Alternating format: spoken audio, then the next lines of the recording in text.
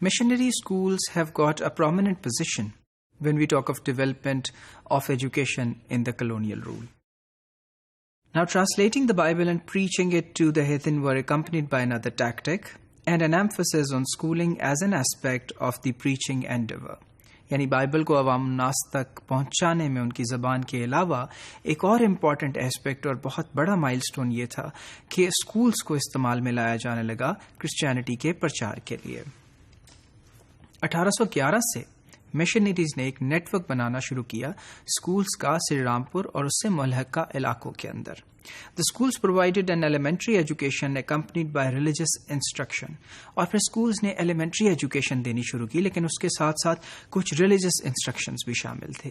یہ اسی ساخت کے اسکول ہیں اگر ہم دیکھیں جو کہ آج بھی برصغیر پاک و ہند میں پائے جاتے ہیں and can also be found in the Great Britain, جس میں ایک چرچ ہے جو ہمیشہ ان اداروں کے ساتھ اندر ہی موجود ہوتا ہے. And then the Madras system. They were modeled on the Madras system which was given by Joseph Lancaster, جن کا یہ خیال تھا کہ ایک ایسا سسٹم ہے جس کے ذریعے ہم ریلیجس جو ہے باتوں کا پرچار بھی کر سکتے ہیں ایجوکیشن کے ساتھ ساتھ.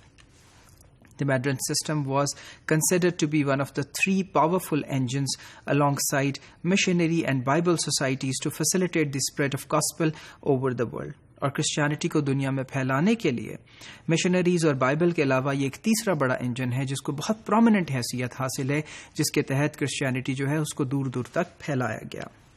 Schools were established by other missionary bodies as well, and in 1818 the BMS added to its growing educational infrastructure by establishing a Christian college. اور 1818 کے اندر ہم یہ دیکھتے ہیں کہ اسکولز اور بھی جو ریلیجس باڈیز تھی وہ ان کو بنا رہی تھی اور پھیلا رہی تھی. اور پھر اس کے ساتھ ایک نیا جو انسیڈنٹ ہوا وہ یہ تھا کہ بی ایم ایس نے اپنے گروئنگ انفراسٹرکچر کے اندر ایک کرسچن کالج کو بھی ڈیولپ کر کے انٹروڈیوس کروا دیا.